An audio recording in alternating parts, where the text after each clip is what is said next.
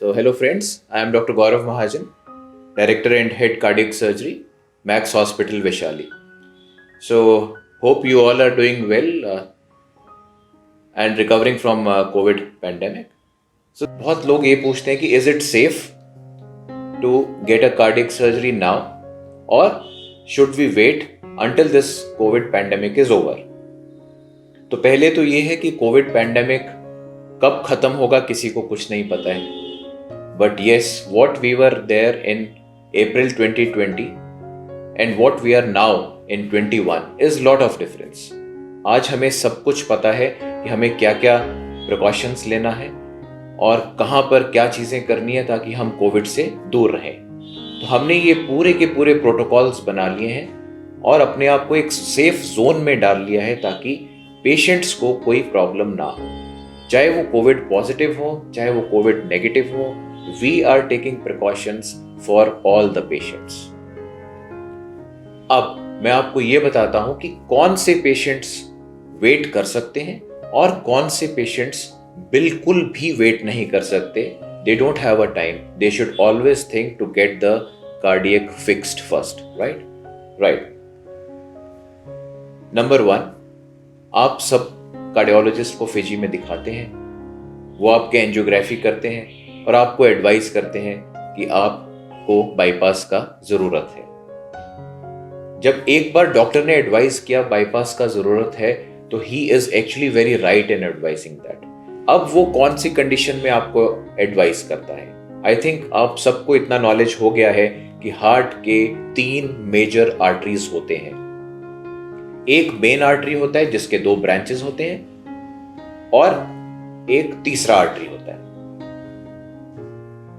कौन से पेशेंट्स को इमीडिएट सर्जरी करवानी चाहिए? नंबर 1, जिसकी मेन आर्टरी में ब्लॉकेज हो, and let me tell you, blockage more than 70%, या उस पेशेंट को जिसकी तीनों नाड़ियों में ब्लॉकेज आ रही हो, अगेन मोर देन 70%. ऐसे पेशेंट को कभी भी वेट नहीं करना चाहिए और इमीडिएटली कार्डियक सर्जरी या बाईपास अपना करवाना चाहिए.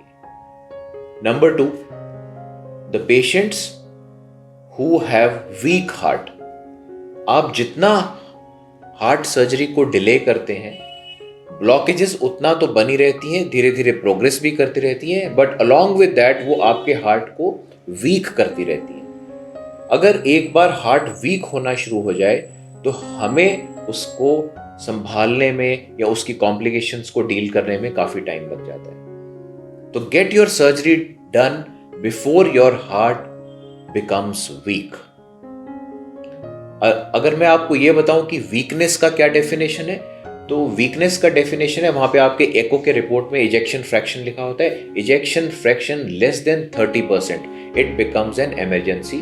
आप आए और यहां पर सर्जरी जरूर करवाएं. ऐसे पेशेंट्स बिल्कुल भी वेट नहीं कर सकते. Right. Number 3, diffuse blockages, long blockages. एक ही आर्टरी में 1 सेंटीमीटर या 2 सेंटीमीटर लंबा ब्लॉक है. ऐसे ब्लॉकेजेस को भी हम मेडिसिन से ज्यादा डील नहीं कर सकते. ऐसे पेशेंट्स को सर्जरी जरूर करनी चाहिए, रुक नहीं सकते. Number 3, any patient who is getting symptoms despite medical management, despite taking all the medicines. Symptoms जैसे कि चेस्ट पेन, चेस्ट डिस्कंफर्ट, या उसको ब्रेथलेसनेस बहुत हो रहा है, सांस शॉर्टनेस ऑफ ब्रेथ बहुत हो रहा है. ये सिम्टम्स अगर किसी भी पेशेंट को मेडिसिन खाने के बाद हो रहे हैं तो वो रुक नहीं सकता. He is more prone to get a heart attack very soon. Heart attack होने से सर्जरी करवाना हो बहुत इंपॉर्टेंट है. होने के बाद अगर आप सर्जरी करवाते हैं तो it becomes again a difficult scenario. Complication rate high हो जाता है, रिस्क हाई हो जाते हैं. तो ऐसे पेशेंट्स को कभी वेट नहीं करना चाहिए. अनदर सबसेट इज किसी की हार्ट की नाड़ियां बंद हो, along with that he has a valve problem. Valve में 2 तरह के प्रॉब्लम्स होते हैं, या तो उनमें लीकेज हो जाता है या वेल्व बंद हो जाते हैं.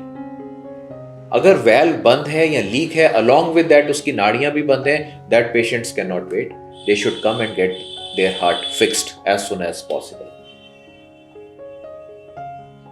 Another patients who has got only valve problems, जिसको सिर्फ valve problem है और उसका हार्ट धीरे धीरे बड़ा होना शुरू हो गया है, डायलेट होना शुरू हो गया है। आप एको में देखेंगे चैम्बर्स के साइजेस लिखे होते हैं, वो साइजेस बड़े हो गए हैं, हार्ट फैल गया है या लंग के प्रेशर्स बढ़ गए हैं। ऐसे पेशेंट्स बिल्कुल भी वेट नहीं कर सकते। ऐसे सिनेरियो में आपको जल्द से जल्द सर्जरी करवानी चाहिए। Right?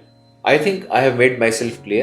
So you should identify the problem and get your heart surgery as soon as possible. अब आते हैं कि कौन से पेशेंट्स वेट कर सकते हैं। आज नहीं तो कल सर्जरी करवाना ही है, but yes they can wait for few days or few weeks or few months. वो कौन से पेशेंट हैं? नंबर 1, जो रिसेंटली डायग्नोस्ड पेशेंट्स हैं। रिसेंटली डायग्नोज हुआ है कि उसकी नाड़ियों में ब्लॉकेज है and the blockage is less than 50% और 60%. They can be put on medications and they can wait for say about 6 weeks or they can wait for 3 months. Any patient who has symptom and after taking medications his symptoms have disappeared, वो भी बहुत ही initial stage में आपका disease है, अगर आप medicine पर stable हो जाते हैं you still can wait for the pandemic to get over. तो ये 2 ही सबसेट्स हैं, या बीमारी लेस देन 70% है, बीमारी आपकी ब्लॉकेजेस, या आपका हार्ट जो है वो वीक नहीं हुआ है, अभी वेट कर सकते हैं, और you have got only single either coronary artery disease और अ वैल्व डिजीज. ऐसे पेशेंट्स भी वेट कर सकते हैं, but they have to be in a follow-up with the doctor. Every 6 months the echo has to be done. Every 2 years the angiography should be done to see progression of the disease. हर एक patient में जो progression rate है वो different है. Maybe in Fiji patients the progression is very fast. Maybe in the Western world the progression is quite slow. Maybe in India Asians the progression is also fast. Because of the dietary habits, because of many reasons. तो अपने आप को diagnose करवाते रहिए, doctor के touch में रहिए and get the treatment as soon as you can. Don't wait, get yourself checked and whatever conditions I have mentioned कि किस किस कंडीशंस में आपको वेट नहीं करना है या नहीं कर सकते, उस कंडीशन में get your surgery done as soon as possible.